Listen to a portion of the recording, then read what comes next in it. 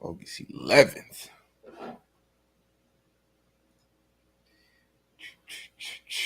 AB he went and threw on the Lions colored merch. I wouldn't believe. AB might have a new team this year, baby. Hey, I wouldn't even think about that, but you know. Oh shit, that's how I get. That's how I seep it. That's how I get you, man. You know. But we back, man. Thursday, August 11th. Another great episode coming up at the Man to Man Pod. Appreciate you guys joining us on one half of the show. Darius Butler got my co-host Antoine Bethea. What's good? Hey, man, we about to get jumping, man. A lot to talk about. Obviously, NFL season's right around the corner.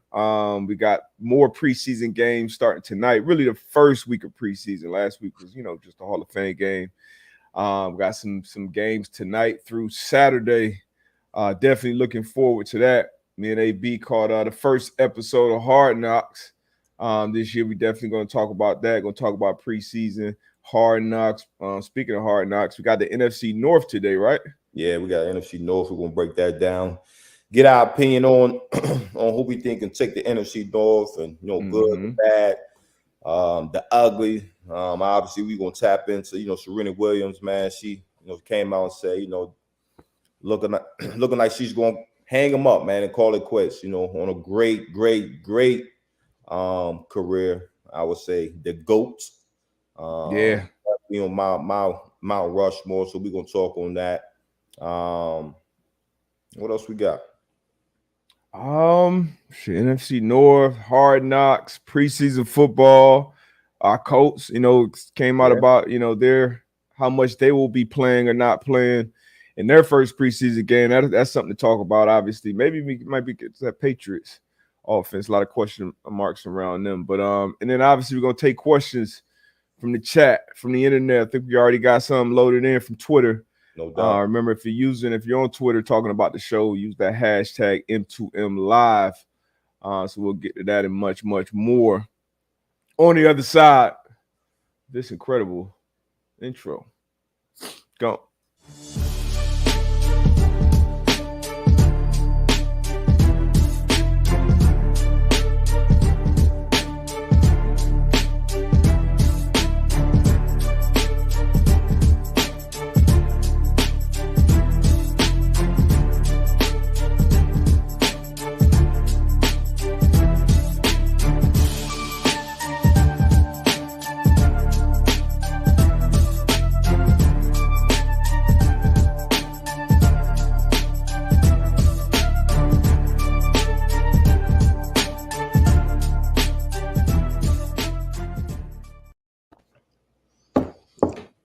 Yes, sir. What's good? What it do? Hey, man, we got a question in the chat, and it's funny because when I watched the Hard Knocks, I was thinking the same thing. But we gonna wait for that. We gonna wait for that question, man. Okay. When we get to Hard Knocks, but it's funny because I'm thinking while I'm watching, like what would I have thought if I would have been in that hold on that breakdown? But hey, let's wait for that. I think that's gonna be a good. I didn't even see the question yet, but got a good idea what they talk about. Actually, when from the time we jumped off and threw the intro music on to now, I had some breaking news coming from New England. One of my guys, James White, has officially announced his retirement from the NFL. We all remember him in that Super Bowl victory against Atlanta, the game that he had and the career that he had. Great career up there in New England. Always a mismatch coming out of that backfield. Somebody you had the game plan for. Yeah, sweet feet. Sweet feet. Yeah, man. Obviously the last couple of years for him been rough, on and off the field, dealing with some major tragedy in his family. But he's moving on to a new chapter in his life. So congratulations to him, James White, on an incredible career, and looking forward to everything you're gonna be doing off the field, man. No doubt, man. He's part of the sports and entertainment group family, man. So again, great career, man. James Sweet Feet White, man. Wish you the best in your endeavors after the game, man. Great dude. Yes, sir. Great energy, man. Good dude, man. So salute to James White. Big salute, man. Yeah, man. So look, man, we got one of one of the GOATs. You know, we obviously talking about James White, you know, announcing his retirement. Serena Williams plans to retire after the 2022 US Open.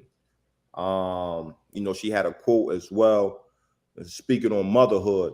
Believe me, I never wanted to have to choose between tennis and a family. I don't think it's fair. If I were a guy, I wouldn't be writing this because I'd be out there playing and winning while my wife was doing the physical labor of expanding our family. Quoted Serena Williams, mother honestly. That was in the GQ. Yeah. Okay. Yeah, man. It's amazing career, man. Incredible career. Like you said, a lot of people would consider her the GOAT. I would consider her the GOAT. And some other names people would mention, but Serena, amazing career. I'm over here looking at some of her accolades now. Her career singles record, 855 and 153. So that's almost an 85% winning percentage. Career titles, 73 overall career titles. 5th in overall rankings, highest ranking, obviously number one forever. What is she? 23 Grand Slams? I think it was 23 or 24. Okay.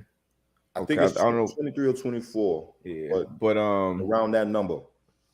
Incredible career. Like Mount Rushmore. We had the Mount Rushmore conversation a few months back. I know her name at least came up in the conversation for both of us. So shout out to Serena, man. Yeah, and you know, she'll probably be away, you know, off the court, but I think, you know, she's still gonna have a major impact on the game. I hope she does, you know, because a lot of women in general, you know, and then especially, you know, black and brown young ladies looking up to her. You know, you look at, you know, Coco and the young women that's coming up in the game now, and just what not only Serena, but even, you know, her sister Venus as well. What they were able to do for the game, just in that trajectory of you know, black women in the game. So amazing career, like you said. Definitely looking to see what she has in store after the game, after her retirement. I'm pretty sure we'll be hearing a lot from her, man, doing some major things out here. Yeah, she already been busy off the court, you know, investment wise. I want to say she got like a fund. You know, she's part owner of the Dolphins. Her and her sister doing incredible things off the court too. So, like you said, we'll definitely be seeing a lot of Serena. But we were blessed, and I know you follow tennis more closely than I do. But we were blessed to definitely see her throughout majority of her career. She was doing it before I even knew, you know, what was going on. But great time to be alive and watch a GOAT. No doubt. Make sure y'all check that movie out too, man. King Richard. Yeah. Dope movie. You see, you know, how it all came together. Yeah, Molly Moore, 700 more wins than losses is crazy. That win percentage is nuts. 85% win percentage. That's wild. That's wild. And sticking with that, we had a story come out of the WNBA that we were talking about with Tone earlier. And you saw Serena's quote about motherhood. Nafisa Collier gave birth to her daughter less than 3 months ago. She took the court again with the Minnesota Lynx. So shout out to her, man. That's always obviously something we don't have to deal with as men. But we saw, you know, with Alex Felix on track, things she dealt with, and it's incredible what these women are able to do, how they're able to get their bodies back, and what they're dealing with mentally, emotionally, hormones, all these things that we couldn't even imagine. And they get out there and compete, not only compete, but competing at the highest level. And we know how fragile that is for an athlete. You know, we go to something like training camp where you have the ability to just go and lock in for a certain amount of time. And obviously you're not able to do that a lot of times as a woman, as Serena spoke on. So shout out to these women, man, these super women doing amazing things in their field of sports. And obviously, more importantly, you know, at home with the family. Yeah, man, because I just think about it, you know, my oldest and my youngest, you know, my oldest, she was born in the heart of training camp, you know, July 30th in the heart of training camp. So, you know, just to think about the quote that we just read from Serena, it's like, you know, the shoes was on the other foot. Man, my season might be done. You know what I'm saying? Just, trying to battle back and to your point, not knowing how you're going to react emotionally with all the hormones going on. And then, my youngest born in December, you know what I mean? So again, I think we probably don't talk about it as much as we should. Yeah. But as always, we always want to salute the mothers for what they have to go through day in and day out. And then obviously, the women athletes, what they have to go through, giving birth, trying to expand their family, but at the same time, holding it down on the court, whether it's, or in their respective field as far as sport. So we definitely got to shout out the women, man, doing their thing and being strong for real. Big facts. Speaking of women or young ladies in sports, shout out to my oldest daughter, man, Maya. Going into high school, freshman, made the freshman volleyball team. Dope. Obviously, she was, nervous, excited. This is a new sport that she's kind of getting into. She's a black belt in Taekwondo, but this is her real team sport. And it took her a while, high school, and you're getting into it, you're starting it off. So she's excited though. She made the team. Had 2 days of tryouts, had a week of camp before that. And they announced the team on IG. So it's different nowadays. But they announced it on IG an hour, 2 hours after the last tryout. Well, everybody, IG is different now. Back in the day, especially basketball. You got them tryouts. Hey, next morning we're gonna have it posted up by the gym. Post it up right on here. Post it up. Like, nah, brother, this is your third time going up and down that list, bro. You don't see your name on there. Keep it moving, man. You got first period, the bell about to ring.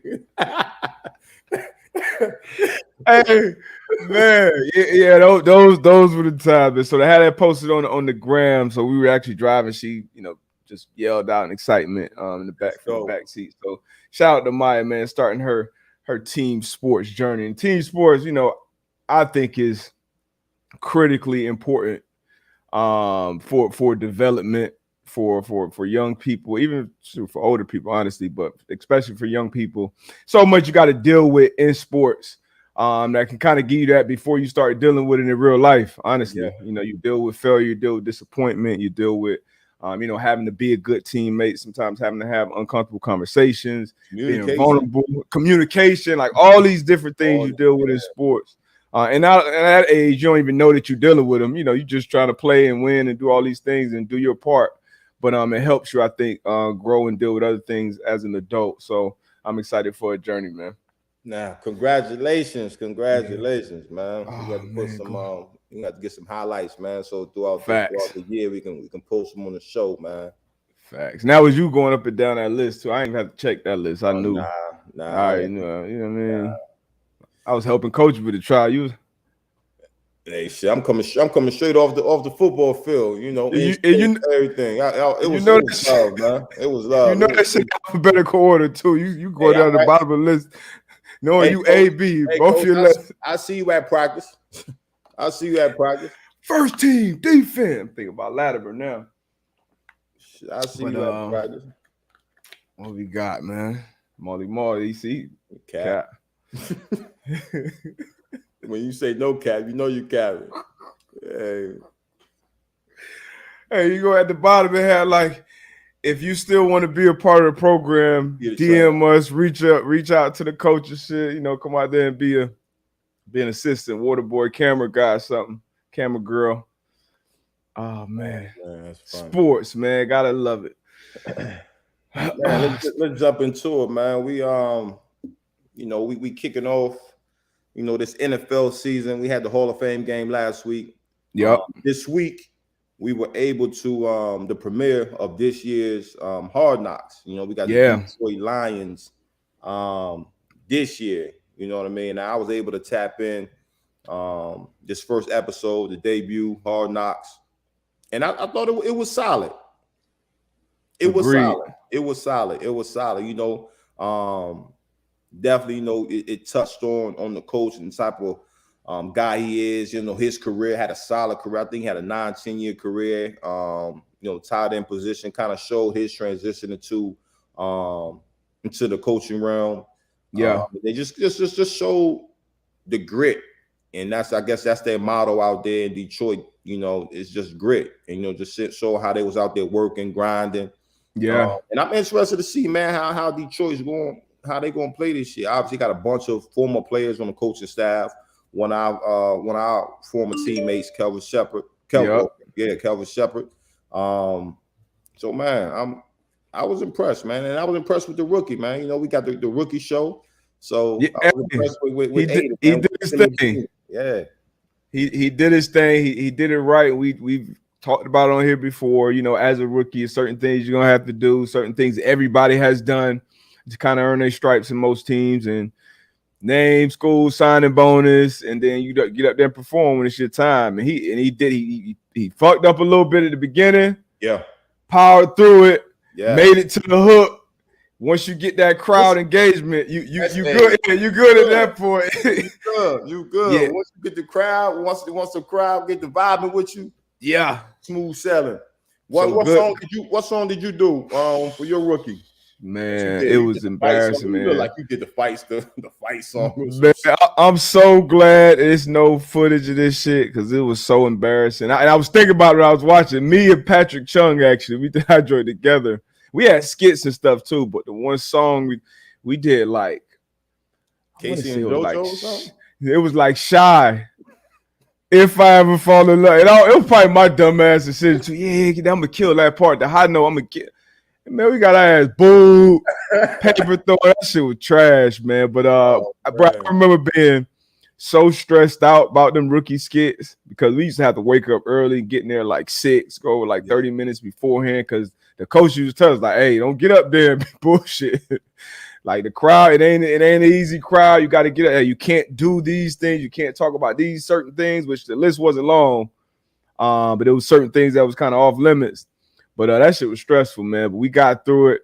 The last person we had on the show, Rich Orenberg, we're going to have to get him back on at some point because he was the guy for our class that at any point in time, we could just put him up there. He was like the Pat McAfee of the team. So he took a lot of pressure off everybody else. And he just would just have everybody dying laughing. So they would kind of forget about the rest of the rookie class, man. But a lot of fun, man. But like you said, you just got to go in there with some humility. Obviously, Aiden Hutchinson. I think, and hey, man, I ain't gonna lie. I know you said I can only have 4 teams this year, but them Lions, man, they won me over as far as just rooting for them. And we always talk about, positive. We always want everybody to do well, but hearing Dan Campbell, seeing him just be himself, seeing his staff, our former teammate kind of even touched on something when Kelvin Shepard, he was like, going around because he's been coaching for a few years now in the league, and he was like, man, I was thinking about cutting my hair, because he got dreads. He's had them since his playing days. He was like, I was thinking about cutting my hair. And Dan Campbell basically told me, like, nah, like that's who you are. We're hiring Kelvin Shepard. We're not hiring, what you think you're supposed to look or sound like. We're hiring you for yourself. And you can see that, like you said, up and down his staff. Bunch of former players who get it. Guys who are passionate about it. Watching Deuce Staley and Eric Glenn during practice. Yeah. Like that shit made me miss football, made me miss practice. Like when you have coaches like that, obviously players gonna be talking shit. But when you got your coaches going at it too, that's a different level of competitors doing practice, doing training camp when it's gritty, it's tough.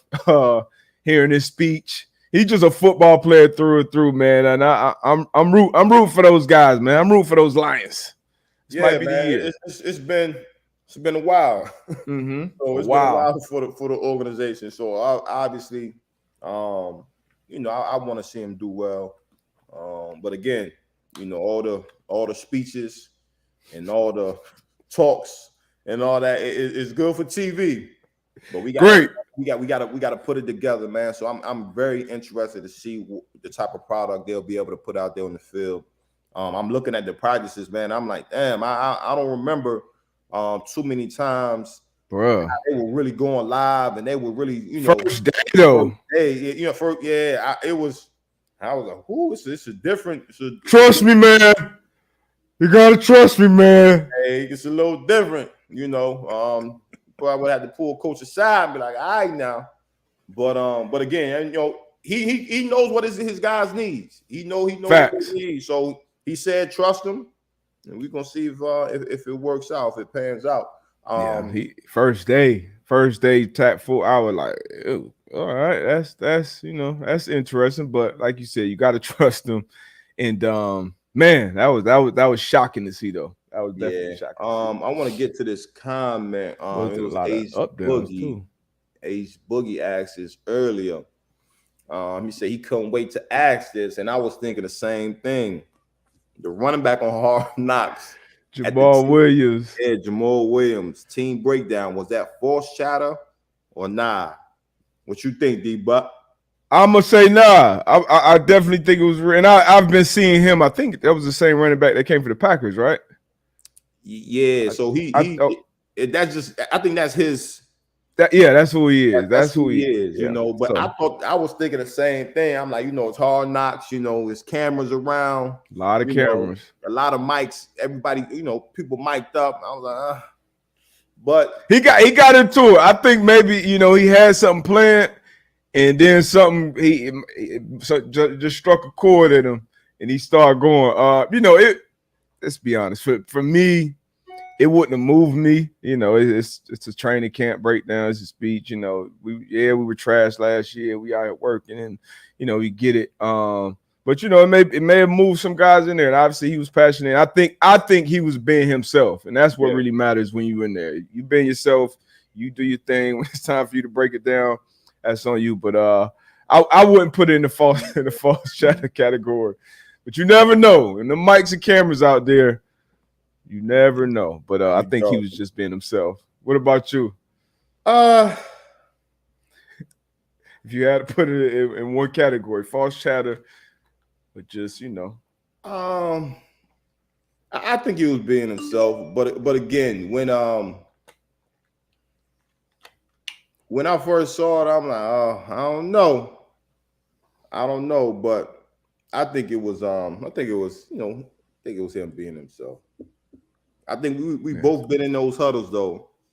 Somebody in that joint talking, and you back there rolling your eyes like, here you go again. Here you go. Hey, and that was another guy who, like you said, that's kind of that was a common theme you see with the team is everybody being themselves. And all that shit can get old real quick. From the speeches, like you said, from the this to that. We get to week 8 and we get our head busting again. And it's not all about win-loss record, because you can look around your team and know, okay, this is probably what you say. No, I'm saying it ain't all about win-loss. I don't think, at least during the season. When you're in a situation like the Lions are in, you don't just look at the record and say, okay, let's make decisions based off just our win-loss record. Like, you got to look at, are we being competitive? Are we making progress? Can you reel me back in real quick, D-Butt? What we talking about? Like, what's not about wins and losses? The season is not about wins or losses, or the season. Your ultimate goal, you obviously want to win games. You want to win as many games as possible. Okay. But every team, so like if you're the Rams, if you're the Bucks, if you're the Packers, okay, now we can Cowboys, like we can win-loss, like that's all right. If you can't get it done at this point with the team that we have, with the guys that we have, the coaches, the staff, the continuity, all these things, all things considered, this is where this locker room, this organization should be coming to the end of the year. With the Lions, it ain't like, all right, if we don't have a 12-5 season, it's a failure of a season. Nah, if this team goes and gets 6-7 wins and they're competitive every week and they're moving, you see the progress in the right places, that's a good season for the Lions. I hear bullshit. All right, what's your opinion? So what's a good season for the Lions this year, for the Detroit Lions? A good season is making the playoffs. Making the playoffs, okay. Like, I can't say, hey, we won 7 games, and I go up to the owner and say, man, look, we won 7 games. We had a good year this year. As a head coach? As a head coach, nah. I'm like, we had a good year this year. We got 7 wins. We 7-10. Nah, I can't stand on that. No, we got a good season is wins and losses. We getting paid big money. We spending a enormous amount of time in the building. Like, again, we're going to have players where we say, okay, that player got better this year. That player got better this year. And even you can say collectively, okay, we got better this year. But as far as a good season, we basing everything off of wins and losses. That's what this business is about.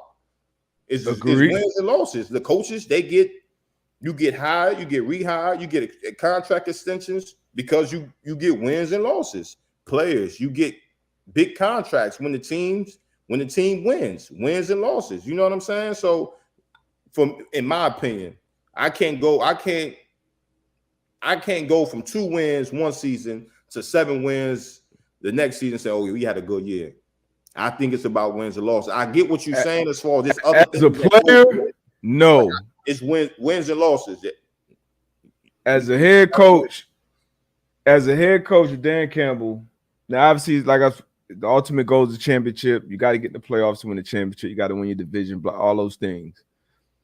For Dan Campbell, you win 8 games this year. You come out of that. You sit down with your staff. You look at. That's a good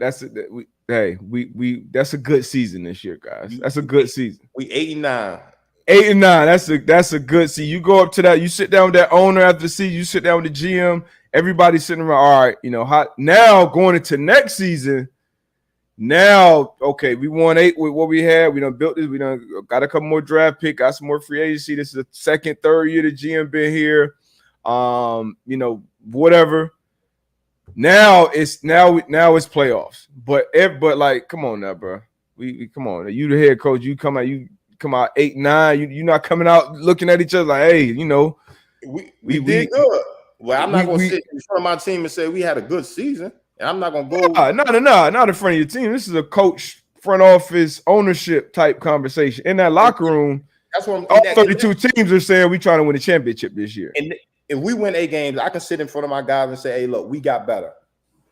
But I don't think I can say we had a good season. I can definitely say we got better and we making strides to where we trying to get to. But I don't think I can sit there and tell the owner like, man, we had a good season, we 8-9, or tell my coaches like we had a good season, we 8-9. I can definitely sit in front of my coach. I can sit in front of D-Buck and say, D-Buck, you trying to get fired? I'm gonna sell that 8-9. You got me messed up. I'm gonna sell the shit out the 8-9. Hey, coach, look at this, man. What's the owner's name? The Fords. Hey, you ain't gonna be able to. You ain't gonna be able to. Look at this, the man. Fords already know. Oh shit, we got 8 wins. Oh yeah, we doing all right. But 3 wins last year. 8 wins. We got better. We got a lot better. 8 years, and then now, hey, these are the goals going into next year. Continue giving me the resources, and back to these. I'm rooting for this team for a lot of reasons, man. I like Dan Campbell, but that staff. Let me 3 reasons why you rooting for your Detroit Lions. They ain't my Detroit Lions. Your Lions. I don't even have to. The staff is full of former players who obviously know that, and I want to see that work, right? I agree. Because a lot of for so long, people, I don't know if players will be coached. I don't know if this that. It's former players up and down, and we know all these players for the most part, either from a distance or up close. And all these guys, come with great track record. So I want to see that work. Now, for me, I don't think that team, I'm looking from the roster top to bottom. I don't look at the team and say, okay, this is a playoff team. Mm-hmm. That's just me, honestly speaking. Would I be completely shocked if they make the playoffs? No. But I don't see it. That's not my expectations for this team. So I want to see this team and this staff get a real chance, good 2-3, as many years they earn together where they're showing improvement together to actually be like, okay, this is a staff this is a team that's competing for playoff spot, for division championships, and then obviously ultimately make a push to the Super Bowl. So that's really the one reason I'm rooting for this mob. I don't even have 2 other ones. That's the one reason I'm rooting for this mob. No, I'm with you on that. I would love to see them succeed for that reason. So I'm with you on that one. Yeah. So you got 5 now. You got 5 teams. No, I don't got 5 teams. I'm just rooting for Tone, our producer. He's the head. Him and Fox are the head of this bandwagon. So they don't need it. It's a lot of loyal Lion fans out there too. So I respect that because it's been a long time. Yeah.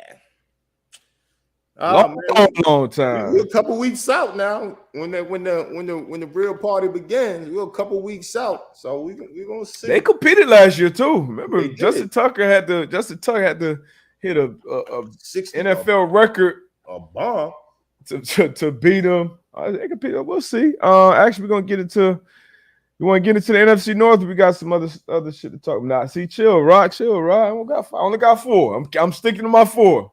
My 4 solid right now. Nah, man. Yeah, let's jump into it.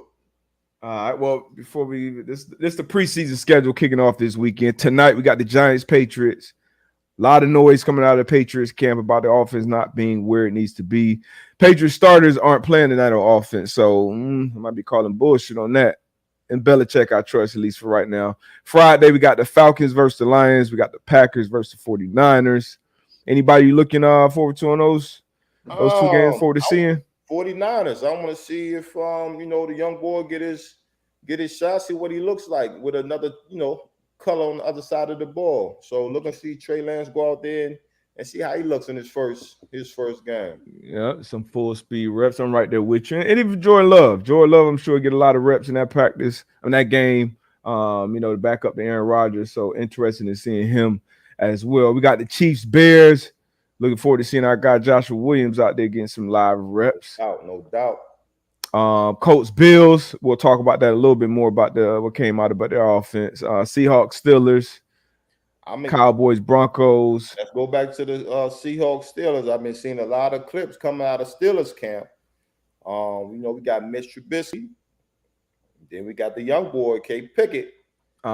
Who you said they should go with out the gate. And typically I wouldn't say that with the young boy, but facts. I've been seeing some clips, man. So I'm interested to see how that quarterback competition pans out going into the first regular season. I've been seeing a lot of George Pickens highlights, that receiver they got out of Georgia. His talent has never been a question. I think the reason he went where he went in the draft was maybe some off-field concerns, but talent-wise, and we know how the Steelers draft wide receivers over the years, and he looks like he might be one of them ones right that neck. But yeah, they don't miss at that position for some reason. And then rounding out the weekend with the Vikings Raiders. So a lot to catch up on. Coach starters, they will be playing for he said basically, I think Frank Reich said Matt Ryan will be playing the first quarter of preseason game 1. Now, this is very different for the Colts and how they've done things recently in the past. But as we know, we probably talked about at some point, we start off shitty almost every year. Them first 2-3 games is 0-2, 1-2, something like that. So what do you think about this news coming out? Matt Ryan and the starters playing the first quarter in their opening preseason game. I think it's a number of ways you can look at it, right? So obviously you always have a plan going into the game. Hey, we're gonna play first quarter, but who knows what that plan turns out to be if Matt Ryan and the offense goes out first series and looks great, have a 10-play drive and score. They could be like, okay, well, Frank could be like, all right, man, I seen what I needed to see. Sit down. This first quarter could be a situation where, okay, let's try to get it. Get the guys out there, get them warmed up. Obviously it's always good playing against another team, and see how it flows. But I think it's good. I think it's good for Matt Ryan. I think it's good for that offense. You got young receivers in there that they need to get that timing with Matt Ryan outside of camp playing against your teammates. So I think it's not a bad thing. It's not a bad thing. I think it's something that the coach need, that offense needs. So I'm looking forward to it. How about you? What you think? I like it too. That was one of the first things I said when I saw it on Twitter. Because a lot of people say, "Oh, you don't do this. You're not risking injury and this, that, and the third." But a lot of moving parts on that offense. Obviously, a new quarterback, Matt Ryan. You want him to get live reps in this offense. Some new coaches on the staff, both sides of the ball. You want them to get kind of like that dress rehearsal.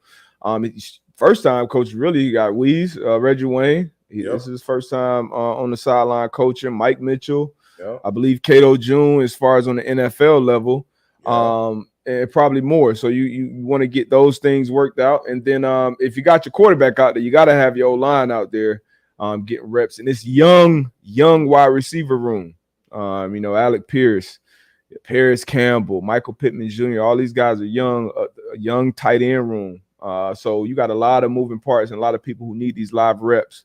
And I think head coach Frank Wright is kind of switching it up too. So you can't keep doing the same thing and expecting a different result. So hey, let's go out there and get these pads hit. get some plays under our belt, get out of there healthy. Like you said, they maybe have a plan right now for the first quarter, but they go out and put together 2-3 drives. They out of there, man. And I think 28, though, JT.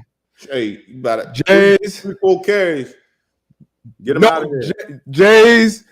Bucket hat sunflower seeds. That's a game plan for Jonathan, Taylor.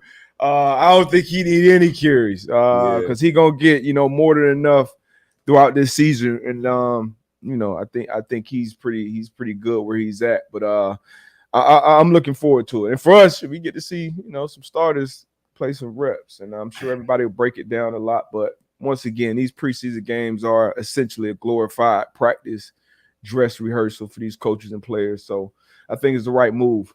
No doubt. And two things, like even, we were talking about the Detroit Lions, how they have a lot of former players on their coaching staff. Sure, you talk about the coach, they do as well. Frank Wright, Kevin Mawai, you mentioned Reggie, you mentioned Mike Mitchell, you mentioned Cato Jones. So they have a number of guys that's been through the trenches as well, that's been through the process that can, relay that information, relay the message to the guys, So I think that's helpful. And then another thing that we didn't talk about on the opposite side of the ball is just the absence of Shaquille Leonard.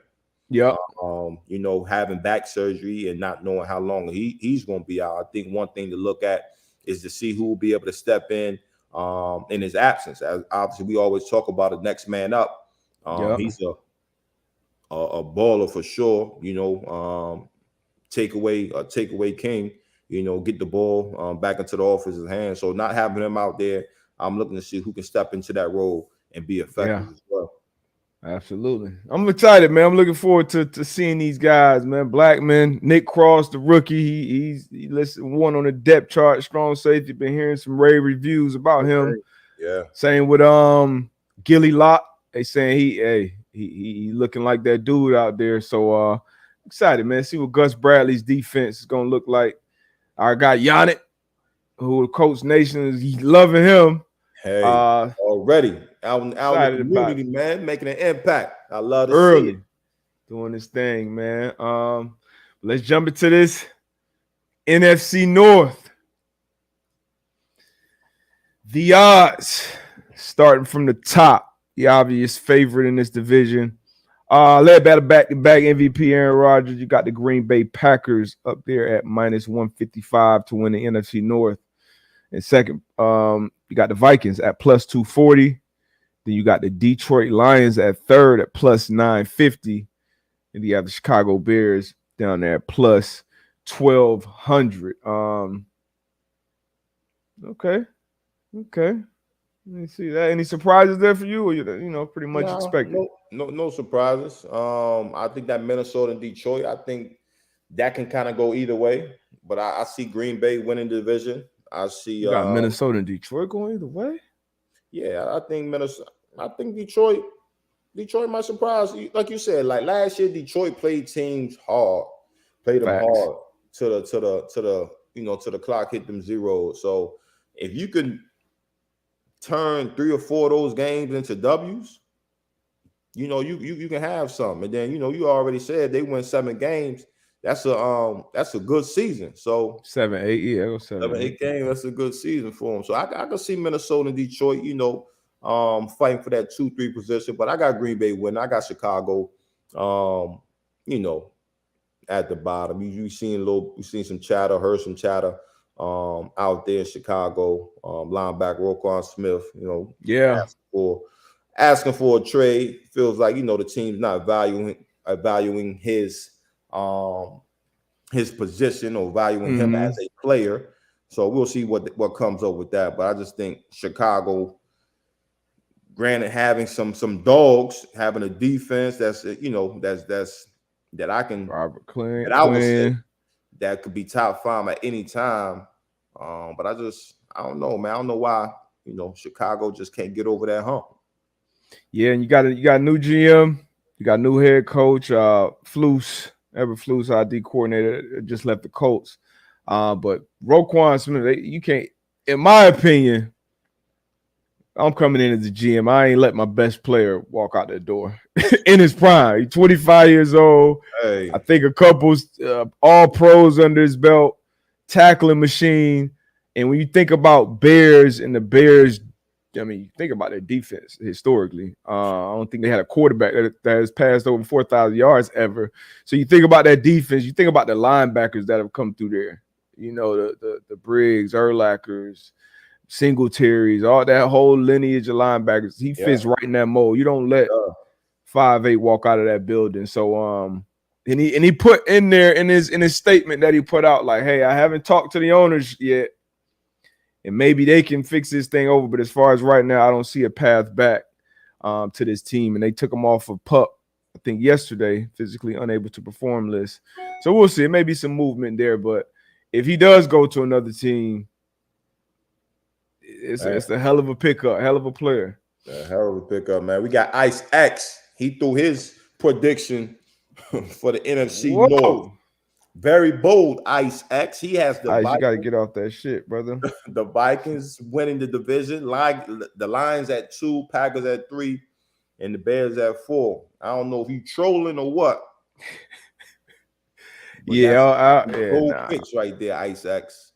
That's bold. He might sound like a Vikings fan to me, but I the Vikings. Once again, every team has a different expectation. Every team has a different roster, different coach, all these different things.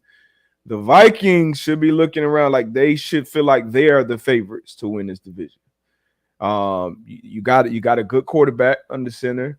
You got a new head coach that's coming in with, it's coming from a great offensive scheme with that Rams. You got great personnel up and down this roster offensively and defensively. So there's no reason that they shouldn't look at themselves as, the favorite in this division and, compete for a title. That should be the standard and the goals for this season over there in Minnesota. So them at plus 240, I think is good value to win this division. I still got the Packers. I think their defense is really, really good. And obviously their quarterback and that offense is really good as well. It'll be interesting to see how they replace Devontae Adams by committee. But I got the Packers winning this division. But that Vikings at plus 240, not a bad play in my opinion. Not a bad play. Let's get to these over-unders. Which one you want to start with? Packers? Yeah, let's start at the bottom. Let's start at the bottom and we go to the top. Got the Chicago Bears. According to the FanDuel Sportsbook, their over-under is set at 5.5. Chicago Bears. Justin Fields going into his second year. Don't think they did enough this offseason to help him out offensively. New defensive head coach. You lose your not a huge fan of the person. Yeah. So we 5.5. I think I'm with you. Got a quick look at their schedule right here. They're playing against the NFC East and the AFC East look like. Hold on. Patriots on there? Yeah, Patriots, Dolphins. Yeah, AFC East and NFC East. So you got the Niners, Packers, Texans, Giants, Vikings, Commanders, Patriots, Cowboys, Dolphins, Lions, Falcons, Jets, Packers, Eagles, Bills, Lions, Vikings. That's their season. 5.5. You say under? I say under. I don't know. I see some games. Texans, Giants, Jets. They got to win 6 games. 6 games. Them Lions divisional twice. Games. Them the Detroit.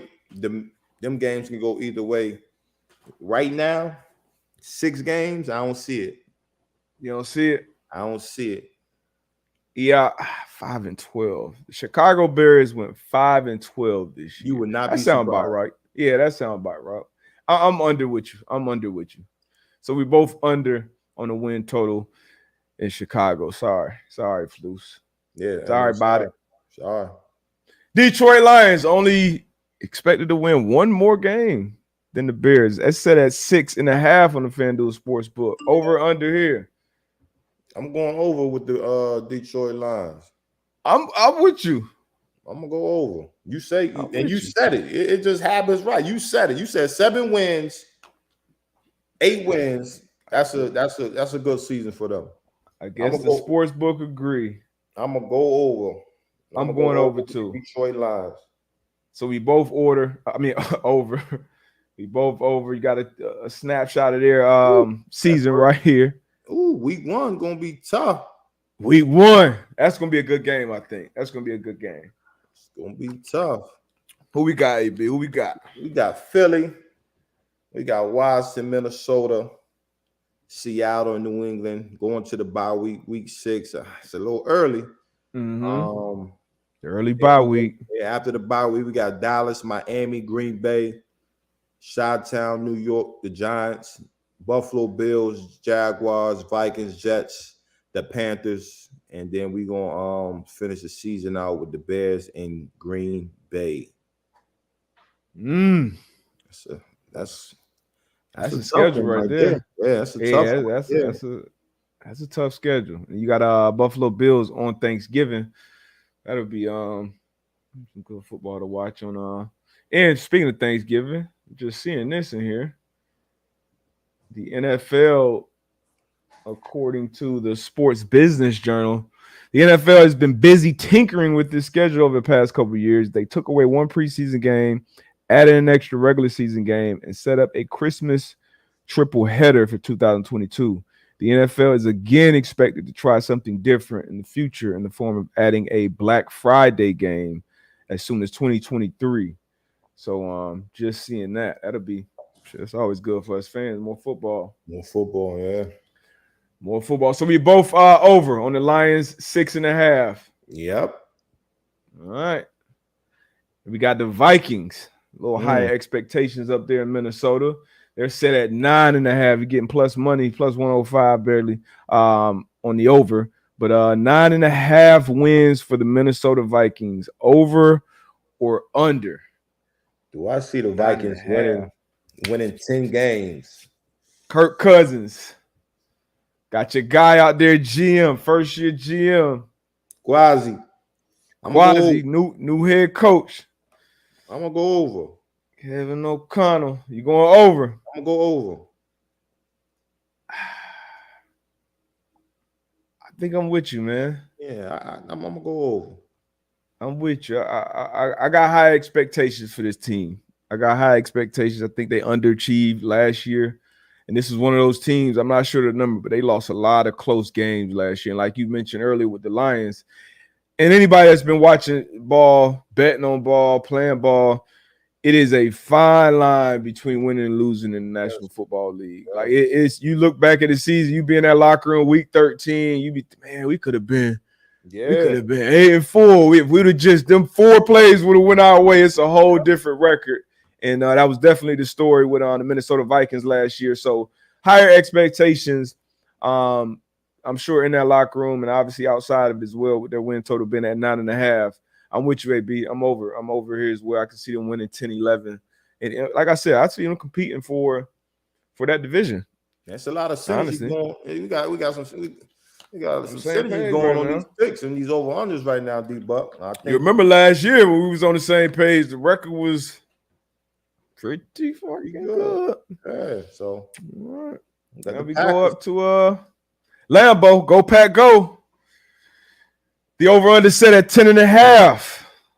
Over for the Green Bay Packers. I think last 3 seasons they've been 13-3. That defense is gonna help them. That defense is gonna help them a lot.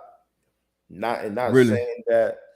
Really good defense. Yeah, man, that defense they're gonna get the opposing teams off that field. It's just gonna give Aaron Rodgers more time to have the ball in his hands, and that's as an opposing team, you don't want that. I think this is gonna be fair with the offensive defensive side on the ball. Show up their special teams. Make sure you don't lose the game. Yeah. But yeah. I got Bob Tonyan coming back. Hopefully, they get Bakatari back, that left tackle back healthy again. He's one of the best tackles in the game when he is. Obviously, on that blind side for A-Rod. And shit, we got to expect him to have an elite regular season at this point. It's been the playoffs where they have fell short. But regular season, they've had it figured out. So I'm going over 10.5. There you go. As well. You know, A-Rod, you know, he probably done went and did his ayahuasca thing again. He's gonna do his thing. Let's look at this schedule real quick for the Packers. You know they got a tough schedule when you come off a season like they did. Out the gate, you got 2 divisional opponents: Vikings, Bears.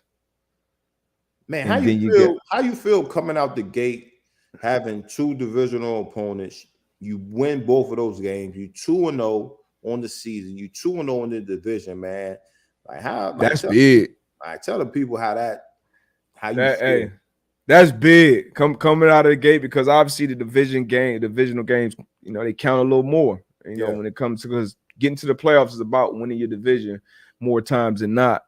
But that's big. You come out because you got to be early. You got to be clicking. These are meaningful games out of the gate. No doubt. So when you face these guys, the Packers are going to face the Vikings again, the second to last game, and then the Bears again in December. So honestly, those would be 2 complete different teams, you know, at that point in the season. So it's good to come out of the gate ready, maybe catch some teams that aren't where they need to be, and get that jump start on the division. So that can be big, especially for the Packers. So you got those 2 games. You got the Bucks, Patriots, Giants. Bye week early again. Week 6 bye week. Bye week. Oh no, that's week 14. Week 14. Yeah, I'm tripping. My fault. Gold peg. What is that? Okay. Week 6, you got the Jets, then Commanders, Bills, Lions, Cowboys, Titans, Eagles, Bears. Week 14, bye week. What you think about that bye week? Week 14. That's a late one. That's a late one. They crawling to that bye week. They crawling to that one, but week 14, so that'd be December 11th. They'll be off. Sheesh. Yeah, that's rough. And then coming out of the bye week, you got the Los Angeles, you got the LA Rams, you got the Dolphins. That's Christmas. You got the Christmas game with the Dolphins, then you got the Vikings, and then you close up the season with the Detroit Lions. So not a slouch. Not a slouch. You know, when you have you finish the top of your division the previous year, typically you're gonna play you're gonna have a tougher schedule and playing a lot of the a couple of those 1 seeds from other ones. Go ahead. Yeah, 10.5. We both over. We both over on that one. Ace Boogie asked a question: what's the ideal week to have the bye? I'm looking at like week 10, week 9, week 10. Yeah. If you can get it, not right there in the middle, but you know, I would say 1 or 2 games after, you know, middle week 9, week 10. That's what I would say kind of ideal. Yeah, same. Anywhere between that 8 to 11, anywhere in that window, I think pretty good. But I think there was a week 14 bye week. Like AB said, you crawling in that one. Man. Hopefully you come out fresh to end the season, but that's rough. Yeah, that is. I think we had a question off the Twitter. M2M. Let me see if I can find it. You seen it? There you go. Is this it? Yeah, that's it. That's it. Archie Greer. With the controversy that surrounds PI at times, pass interference, do you think they should approach it like face masks? They tend to overlook illegal contact for an uncatchable ball, so would it make more sense to make it 10 yards for both and keep it moving? Hashtag M2M live.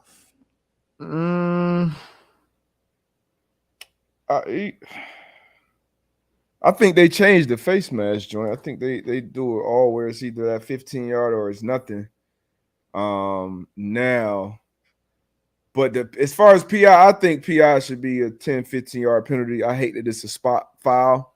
Agreed. So that, because you get bailed out. And I saw it a lot last year with like underthrown balls and the receiver. It almost like they were intentionally coming back and trying to make contact with that defensive back because they knew they were going to get that flag.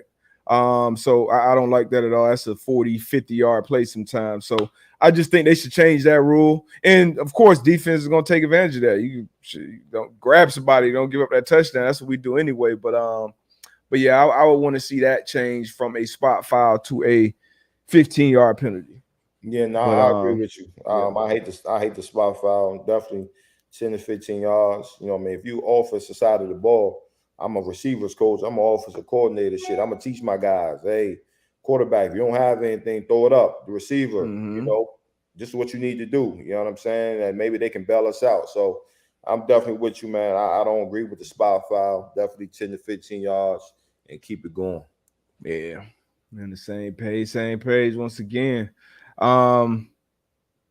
got some NIL news. Crazy week in NIL. I ain't even gonna read all this, Tom. It's a lot. Yeah. But let's look at this though. Kentucky Star, Oscar. I ain't gonna mess his last name. Oscar T. My dog OT. To make $500,000 in NIL deals on a week-long Bahamas trip. Sheesh. Get your money, young man. Get your money. I meet him. Week long in Bahamas. Taking some pictures, signing some autographs, signing your name. And paid a half a ticket. I need the details on this. Hey, give me that. Yeah, that's big time. Hold on, I might have to read a little bit of this motherfucker. 2,000 Topps trading cards and a stack of other memorabilia. Oh yeah, you can knock that out in a couple hours. And yeah, in his hotel that he had to sign. Bringing his total NIL earnings to about $2.75 million, a source told Tucker. He made $20,000 a month in apparel sales alone in the U.S. through a loophole. His first big purchase was a house for his mom, and now he wants to use his earnings to help thousands of kids in the Congo. So, I mean, that's awesome, man. I respect it, and I love to see it. I love to see it.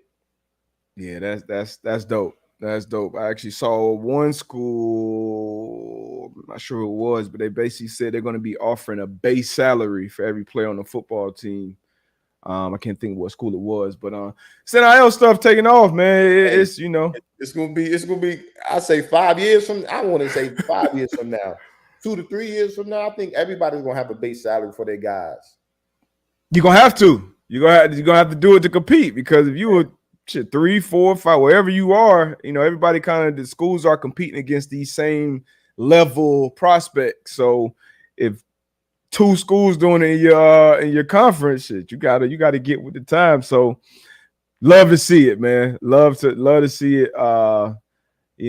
Just protect yourself as much as you can. Players, have some good people around you. Filtering some of these people. Yeah, great people around you if you can. Filtering some of these deals out. Reading the fine print. Have a lawyer look over the paperwork. But yeah, love to see it, man. Bought his mom a crib already while you in college. Hey. Looking out for people back home in the Congo. I mean, don't get no better than that. Yeah, that's it. Put that good juju in the air, man. Doing what you're supposed to do. Big facts. 500 racks for fake. That's hard. 2.5 mil already. That's hard.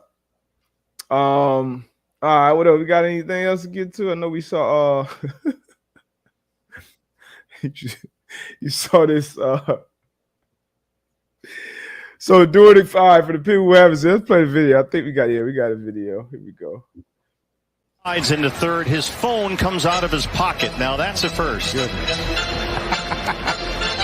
And there's Adam Hammer. Dude, your phone is down. Come on, man. Get your phone, bro. Slides into third, his phone comes out of his pocket. Now that's a first. Goodness. And there's Adam Hammer. Dude, your phone is down. It would be the Pirates too. So what you think? The dugout. I'm not a huge baseball fan. I don't follow baseball a lot. Dugout. I know baseball is just it's a lot different than football. You know, a lot more games. Dugout, the clubhouse. Dugout, you know what I mean? It's just a little different. So what you think? You know what I'm saying? He had the phone and junk, you know, texting or whatever, setting the night up. Yo, you up? Oh shit! Put the joke. Yeah, hey man, come on, man. You gotta be locked in, man. It's a 3-hour game. Like you said, I'm not sure. I'm not even sure who to play. You know, no disrespect to play. I'm just not sure who he is or what his role is on the team. He could be a pinch runner, a pinch hitter, or maybe he's a full-time player. Who knows? But either way, wherever you are on that roster, you got to be locked in, man. Give me those 3-4 hours to just be fully locked in, fully engaged to the game. To have your phone in your back pocket, bro. And then to have it now the whole organization is embarrassed at this point. We got one of our players sliding his phone slide out of his back pocket. Come on, bro. You got to be locked in. I'm sure he catches a bunch of shit in the clubhouse. They messing with him. I know he getting it on social media, but you got to lock in for these. Come on, give us 3-4 hours, bro. That's crazy. That's crazy. That's wild. That shit was funny. I saw. Come on, and you see the like, bro. Come on, man. Like, got a phone for real? Like, you serious? Oh, dude. Yeah. Hey, but before we get out of here, man, huge news, man.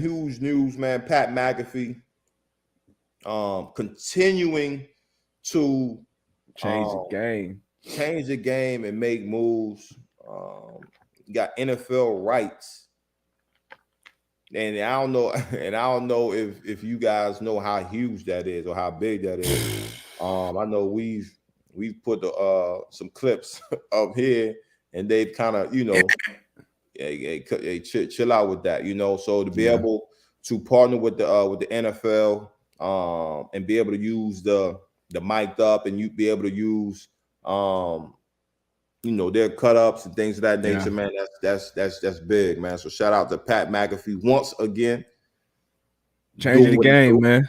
Yeah, always up to something. And this is, like you said, man, like you alluded to, this is huge. This is ultimately you know, what separates like the big networks from a lot of other people, because they are the ESPNs, the CBSs, Foxes. These people are able to play these clips because they have those copyrights, so they can play those highlights. They can have a top 10 highlights. We can't have that. We want to show the top 10 plays from we can't do that because we don't have the rights. So for Pat to have these rights to use every day on this show and actually be partnering with the NFL to create content and get some mic'd up stuff, he'll have some further announcements with that. But that's going to be a game changer as well. I mean, that's unprecedented. I think this is the first time that they've done it with like a single person as far as the show goes. So dope, man. Continue to change the game for him and others, man, because he kind of laying a blueprint for other people, you know, former players or not, and doing kind of back to what we saw in the Lions. Hey, being yourself. You know what I mean? For so long, things are done a certain way, and people think this is the only way to do it. So go out there, be yourself, stay true to who you are, continue to build, change the game, man. So proud of Pat, man. That's dope. Nah, for sure. Salute, man. Yep. We got anything else? We get up out of here. That's about it, huh? That's it, man. Enjoy these games tonight. Enjoy these games this weekend, preseason games. And you know, have a great weekend. Blessed weekend.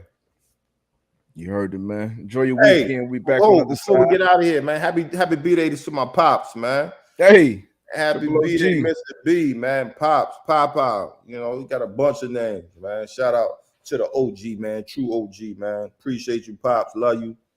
Got Leos everywhere in the crib. Happy birthday to Pops, man. Appreciate y'all supporting the show. Big things coming this year, man. We'll be shit without y'all, man. Appreciate you. Yes, sir. We out of here, man. See y'all on Monday to a mid reaction Monday. The preseason. We won't overreact to too much unless somebody go out here and just do something crazy. But we'll see y'all on Monday to talk some shit, man. Yes, sir. Peace.